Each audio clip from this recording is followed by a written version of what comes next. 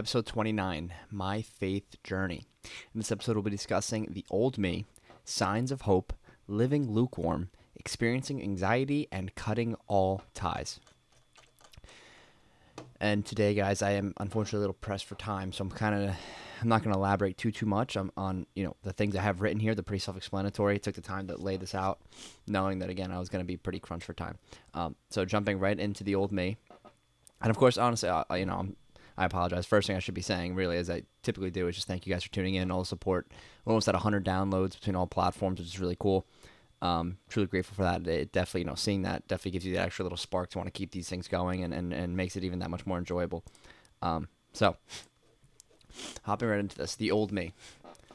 Like anyone else, before coming to know Christ, I lived for the world, serving idols such as women, money, and the idea of fame. I was essentially very far from knowing the Lord. I grew up in a Catholic church and went to Catholic school, thanks to my mother. However, the only time Mass was forced upon me was for CCD purposes, when I needed to take notes of the homily, CCD being those once a week classes you take to get confirmed. This was to ensure my teacher I had attended Mass. I'm not sure why my mother never forced me to go to Mass with her, as she attended every Sunday, regardless of what we had going on. One could argue this approach was ultimately more effective in leading me to Christ, since sometimes those raised in the Catholic Church began to rebel against attending Mass due to it being mandated by their parents. At the end of the day, whatever the strategy was, it ultimately worked. My middle school experience was what shaped me for the years to come, being one of the first guys to hang out with girls, make out-of-town friends, and have a quote-unquote girlfriend. My brain developed relatively fast. I achieved an ability to thrive on a social level, and due to my Justin Bieber-like hair, received some pretty good feedback from the female audience. Now, I don't say these things with pride, but to inform you of how easy it is for a young man with some social skills, decent athleticism, and a massive ego to go off the rails. This translated into high school, then some of the years following as well. I lived for attention, particularly from women. I had a way with words that for the most part seemed to work in my favor. This only grew the ego until it reached all-time highs, saying things and acting in ways the world now, of course, promotes, but is in complete opposition to God's will for my life. This led me down a rabbit hole that didn't seem to show any sign of divine intervention anytime soon. This, however, would take a drastic change, a complete 180 even, all for the better. Oops, sorry, a little hair here on the mic. So we have a beagle. There's just hair floating all over the place, and it gets on the mic and whatnot. Anyways, jumping right into signs of hope. Following my high school years, I had an ongoing relationship that ended in disaster. And looking back now, the two of us can laugh about it, as we were certainly young, but I was absolutely devastated. Anyone that knows me knows that is the absolute truth. I felt pain I didn't know possible, and couldn't fathom the idea of better days ahead. After 1 to 2 weeks of misery, Christ made his first move into my life. Now, most of this phase is quite blurry, to be honest. I don't remember the exact moment or day I allowed the Lord into my heart, but what I do remember is starting to make videos about my faith, posting one video every day about what I read in the Bible, elaborating on it, and encouraging others to follow it. Now, this is not some Road to Damascus story where my devastating episode turns into an extremely faithful disciple, because I'd be lying if I said it were. And this now goes into number 3, living lukewarm. Even though I was publicizing my faith and encouraging others to follow Christ, I myself was still living for the world. I still had every intention of trying to get rich by any means necessary. I entertained women in ways I shouldn't have, and ultimately asked God that my will be done and not his. Of course, that's not the exact words I used, or I'm sure you guys use as well. But when we only ask the Lord that he makes our ideas, our concepts that we formulate in our brains come to fruition, and not his, that is essentially exactly what we're doing. This is why I'm always skeptical of these so-called believers on social media. I myself was living a double life, and the scariest part was I didn't even realize. I had completely separated my life with Christ from my social life, and didn't see a problem. It wasn't until one night I arrived home after being with a couple girls that the anxiety hit me. And with being with, I meant we're hanging out, and Me and a couple of my buddies as well, and it was nothing too crazy. Just things that, I'll allow the rest of the paragraph to elaborate on this, but it was nothing, because I could have worded that a little better. That sounded a little aggressive there. That's not how I meant it. Forgive me now. I lost my place here. Okay. I arrived home after being out with a couple girls that the anxiety hit me. Okay. Tossing and turning in bed, heart racing, and my mind going a million miles a minute about what I had been doing. In all honesty, it wasn't anything I hadn't done before, and in the eyes of the world, really wasn't that bad at all. However, I still found myself in a terrible place saying, Lord, I'm sorry. Lord, I'm sorry. This isn't me. From that point forward, everything changed. And that's not even dramatic. That's not for the sake of selling this, trying to make it a cuter story or whatever. This is genuinely the exact turning point in which I first felt the way that I now feel. And it was definitely something. So, experiencing anxiety. Upon giving my life to Christ fully, I began experiencing anxiety, something completely foreign to me. I was so focused on getting into the Word and acting faithfully that I was actually losing myself, but not in the way the Lord intended. Yes, the old parts of me that served the world slowly faded, but I became so obsessed with perfection that I would experience extreme levels of anxiety if I didn't act accordingly. For those of you listening that aren't too familiar with what the Lord asks of us, this is most certainly not it. He doesn't expect perfection, for if that was the case, the act of what happened on the cross would be completely useless.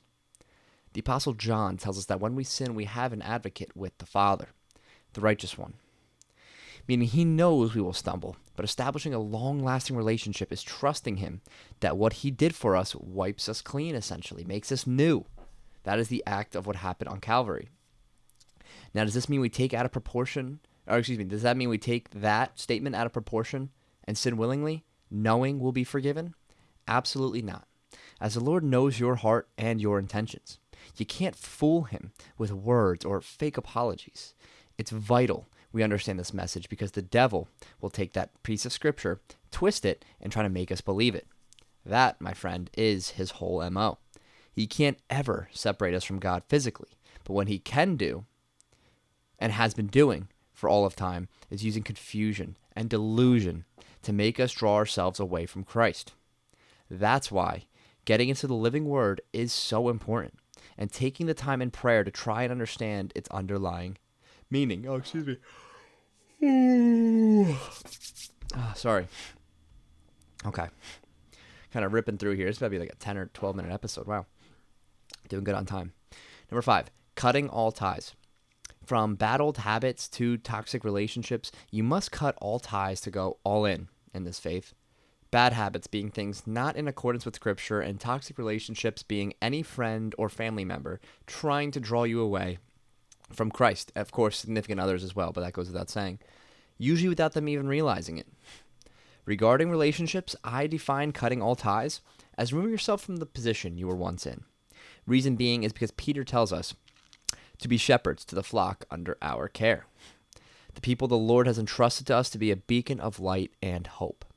To not let them go entirely, but to remove the possibility of their negative influence taking a toll on us. Now, this doesn't make them bad people. They simply just don't know Christ yet, like we once didn't either. So make yourself available to them, using every opportunity to remain fruitful and righteous, without letting their wicked ways overthrow you. Every disciple is to understand this message, because in the grand scheme of things, if you don't stick around, who will be the one leading them to Christ? That was actually told me by a spiritual advisor, and quite frankly, that was very well put. It definitely cleared things up for me, because when I had went to see him the first time, this was one of the main questions I asked, and to get that sort of clarity at a place of such vulnerability was, excuse me again. Sorry. Like I was saying, to receive a message like that at a place of such vulnerability, it went a long way. So, but anyways, guys, like I said, I got to keep this really short today. I'm very pressed for time. Should have got up a little earlier than when I did. But I hope this makes sense. You know, this being my faith journey, of course, now you get the little inside scoop of how I kind of came about to get to the point where I am now in my faith.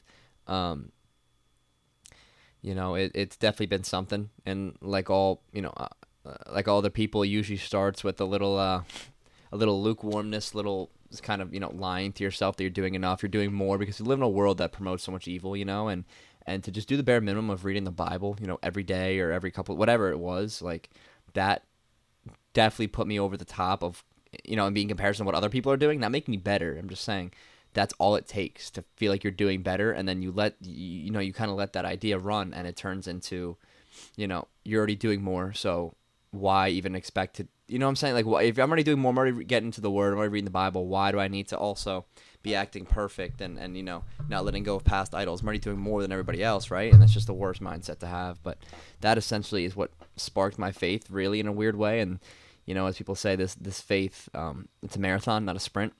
If you try to understand everything in, like a month's time, you're going to burn out and it'll never make sense. Just like sprinting in a marathon, you're not going to make it very far. I've ran one myself, so I understand that concept too. But yeah, that kind of sums it up, guys. I mean, that's how I got to where I'm at. I hope this makes you, if you think of me as someone who is pretty devoted to their faith, hopefully that gives you a little more comfort, and knowing that you're not the first person to experience the confusion of lukewarmness when you first start this faith, this walk with Christ. And it's okay to make mistakes. We learn from them. And then you remain in prayer. You remain in the Word as much as you can. I myself need to do a much better of getting into the Word and spending more time in prayer.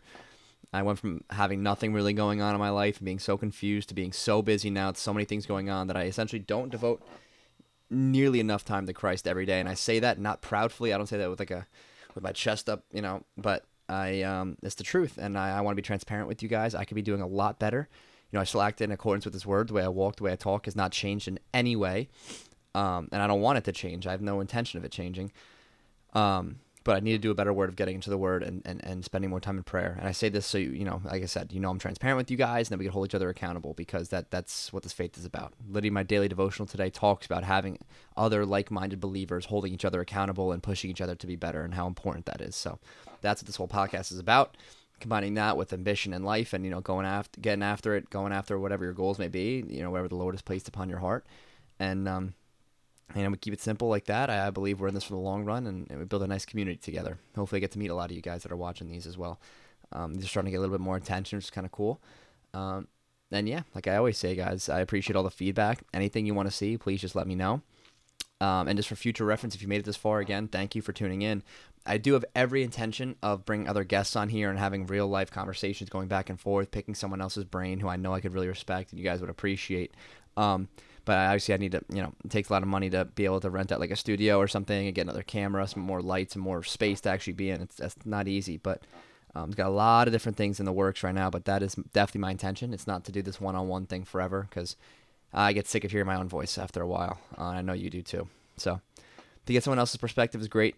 Just know that's in the works and that's coming. I already have a handful of people who have reached out, another handful of people I intend to ask as well. So pretty decent list so far, and there's good things in the works, all right? So as always, guys, thank you so much for tuning in. Please let me know what you want to see and what you enjoy, what you dislike, and I'll try and tailor things differently to make them more, educational and entertaining as well. And yeah, thank you guys for the 5th time. May God bless you all.